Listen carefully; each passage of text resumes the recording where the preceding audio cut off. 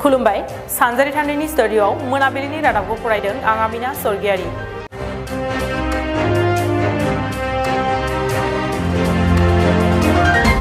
Assam book फेयार एबा आसाम बिजाब मेलाया दिनै 29 डिसेम्बरनिफ्राय जागायबाय।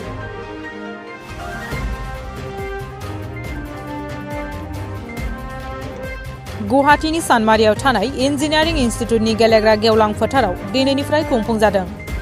आसाम पाब्लिसार परिषद आरो अल Assam book publisher and seller एसोसिएशननि बानजायनायाव 29 डिसेम्बरनिफ्राय फैगौ 2023 मायथाइनि 9 जानुवारिसिम थामहिनबा 12 साननि थाखाय खुंनाय जागोन बे आसाम बिजाब मेलाखौ। बे बिजाब मेलायाव गासै रोखोमनि बिजाबफोरखौ मोननाय जागोन एबा फाननाय जागोन।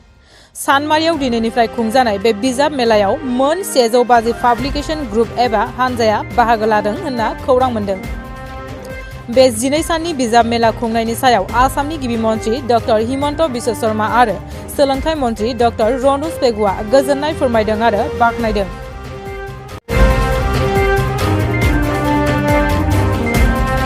पान्जाब पुलिसनि 1 बोसोरनि रिपर्ट कार्ड। पान्जाबाव आम आदमी पार्टीनि सरकारा गोबां सोलायनाय लाबोदों होननानै फोरमायदों रायजो सरकारा।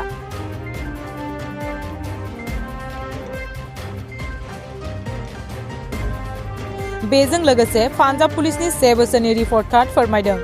रिपर्ट कार्ड बादिब्ला पान्जाबाव पुलिसा थांनाय 1 बोसोरनि गेजेराव सा 119 टेररिस्ट एबा उदखारिफोर, सा 428 गेंगस्टार हमदों।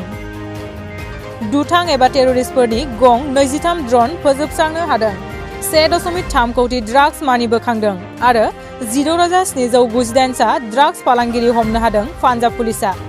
1 बोसोरनि पान्जाब पुलिसनि रिपर्ट कार्डखौ बेबादि फोरमायदों पान्जाबनि आम आदमी पार्टी सरकारा। लोगोसे फोरमायबावदों पान्जाबाव आम आदमी पार्टीया सरकाराव फैनाय लोगो लोगो पान्जाब रायजोआव गोबां बिथिङाव सोलायनाय फैदों।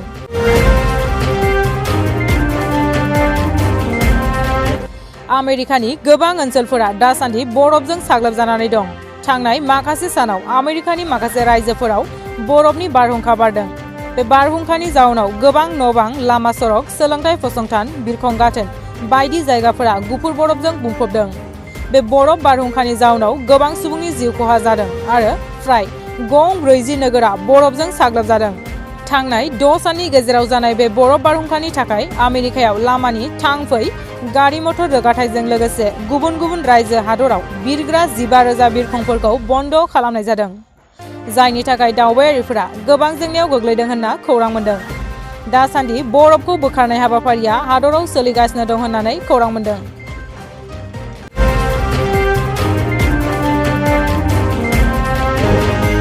आसामाव समस्ति दाफामफिननायखौ लानानै रायजोनाङै जाथाय बिजाथाय फोरमायनाय नुनो मोन्दों। रायजो सरकार आरो गोबां राजखान्थि आरो राजखान्थियारि नङि आफादफोरा बियाब दाफामफिननायखौ बरायदों। नाथाय समस्ति एबा बियाबनि थाखाय हारि माहारि एबा थाखोनि रिजार्भेशना सोलाय-सोल' जागोनखौ लानानै गोबां दैदेनगिरिफोरखौ बिजाथाय फोरमायनाय नुनो मोन्दों। खौरां मोननाय बादिब्ला थाखानाय बियाबफोरखौ बेनि सुबुं सानखोनि सायाव बिथा खालामनानै दाफामफिननाय जागोन। बे कन्स्टिट्युएन्सि एबा बियाब दाफामफिननाय हाबानि गेजेरजों आसामाव गोबां कन्स्टिट्युएन्सि एबा बियाब बारायगोन आरो माखासे हारि एबा थाखोनि थाखाय थिखानाय बियाब एबा रिजार्भेशनाबो सोलायगोननि जाथावथि दं होननानै खौरां मोन्दों।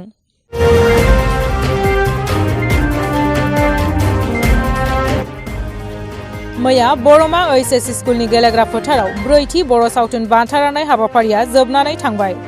सानसेनि मेहेरगोनां हाबाफारिजों खुंफुंनाय बे हाबाफारियाव बाहागो लादों आसाम आयेन आफादनि बुंथिगिरि बिश्वजित दैमारी आरो बिटिसिनि सिइएम प्रमद बर' बिथांमोना। बे हाबाफारियाव बाहागो लानानै बिटिसि गाहाय मावफुं सोद्रोमा प्रमद बर'आ फोरमायदों दि बिटिआरनि गं 5 जिल्लायाव गं 5 सिनेमा हल थामहिनबा बिटिआरनि गंफ्रोमबो जिल्लायाव गंसेयै सिनेमा हल लुनाय जागोन आरो फैगौ जानुवारि दाननि गेजेराव अन्थाइ खुन्थिया गायसननाय हाबाखौ मावफुंगोन। लोगोसे बर'नि सावथुन जौगानायनि थाखाय अराय हेफाजाब होलांगोन होननानै प्रमद बर' बिथाङा फोरमायदों।